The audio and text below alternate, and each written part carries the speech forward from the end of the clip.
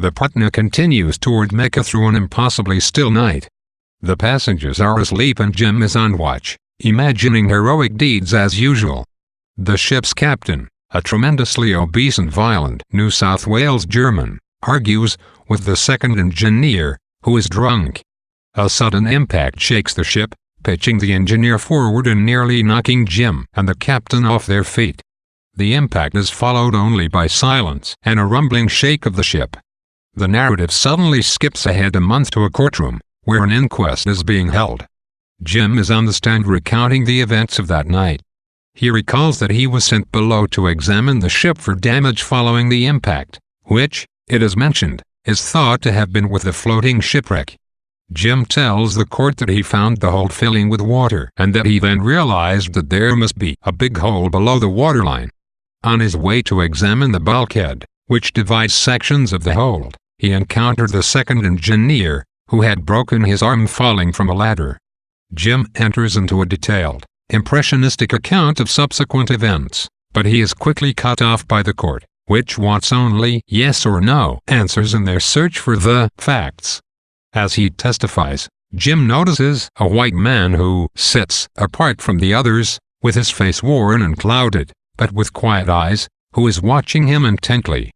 Jim senses that the man understands his predicament, of which we, the readers, are not yet fully aware. Why is this inquest being held? We find out that this man is Marlowe, who will narrate a good bit of the story, and who will, later on, many times, in distant parts of the world, show himself willing to remember Jim, to remember him at length, in detail and audibly. In other words, Marlowe is to be the keeper of Jim's story. The narrative shifts again, to Marlowe, on the veranda after dinner, recounting Jim's story to a group of silent listeners. Marlowe admits to his audience that he's not sure why he attended the inquiry, except for the fact that the Patna affair, with which the reader is still not fully acquainted, had become notorious in the maritime community of that part of the world, and everyone who could came to the trial. Marlowe tells his listeners that he himself saw the rescued crew of the Patna arrive in port and report to the harbor office to make a deposition.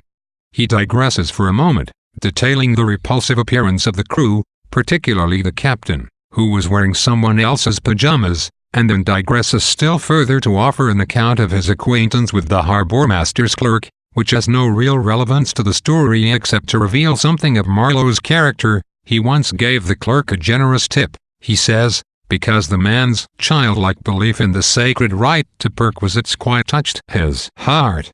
Marlowe looked on as the Patna's crew argued with the harbourmaster, and it is then that he first noticed Jim, who stood out from the rest of the debased bunch.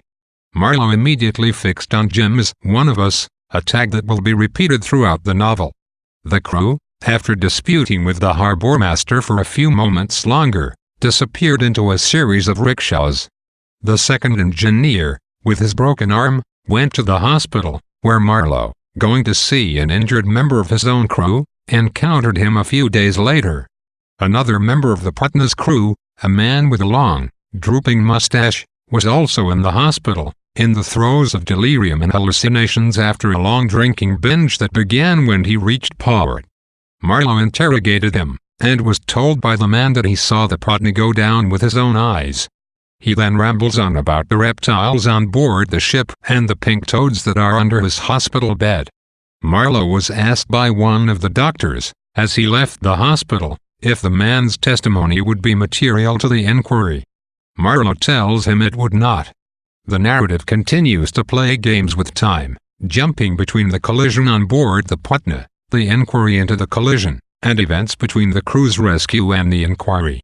Note that a great deal of information is still not available to the reader. What did the ship hit? Why did the crew need to be rescued? Why is an inquiry being held into the crew's behavior? And, most critically, who is Marlowe, and why is he so interested in Jim?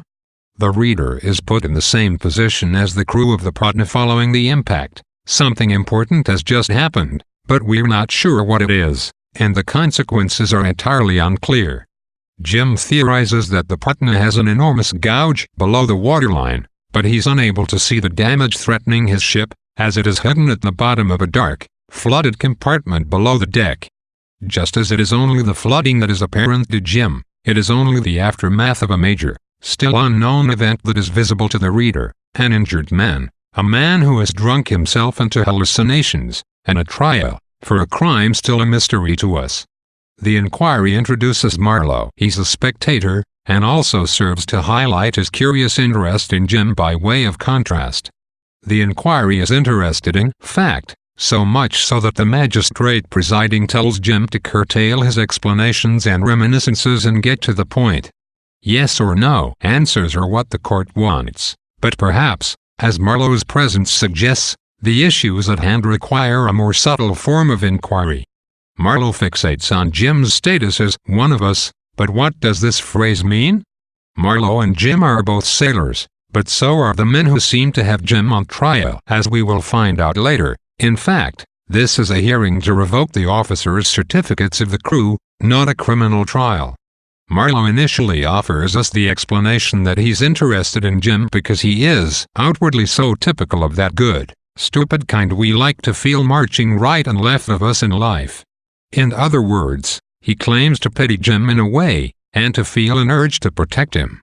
Later, though, Marlowe gives a more complicated reason for his interest, saying that he would have trusted the deck of his ship to that youngster on the strength of a single glance, and gone to sleep with both eyes shut and, by Jove, it wouldn't have been safe. He preliminarily concludes that Jim fascinates him because he looks as genuine as a new sovereign, but there is some infernal alloy in his metal. What does this mean, and why does Marlowe so deeply identify with Jim? We still don't know why it wouldn't be safe to trust Jim with a ship. After all, we've just heard about his great ability, nor why Jim should be considered infernal. Above all, who is this Marlowe, and how is it that he has access to every part of Jim's story? Marlowe is the consummate storyteller, as we see in the hypothetical setup at the end of Chapter 4 and the beginning of Chapter 5. He reorders the material at hand to maximize suspense and create meaningful juxtapositions and omissions. Most of all, he offers a record of his own involvement with and reaction to Jim's story. Marlowe constructs himself as an alternate hero, an intellectual hero who is not only Jim's best reader, but also his best representative, his best hope for a continued place in the world's memory. Pay attention to Marlowe's encounter with the alcoholic crewman from the Patna. This is a novel filled with coincidences and parallel structures, and this is a plot device that will recur. Coincidence is an important idea in this novel. Marlowe's eventual ability to piece together all of Jim's story is due to chance meetings, mutual acquaintances, and the similarity in their occupations. He takes an interest in Jim and makes an effort to learn about him over time, but he is aided by sheer luck and some mysterious circumstances, in a part of the world where distances are great and civilization is still minimal. What does coincidence mean in Lord Jim? It is not evidence of providential design or predestined fate. Rather, coincidence highlights Jim's representative quality. He is, in some way, one of all of us.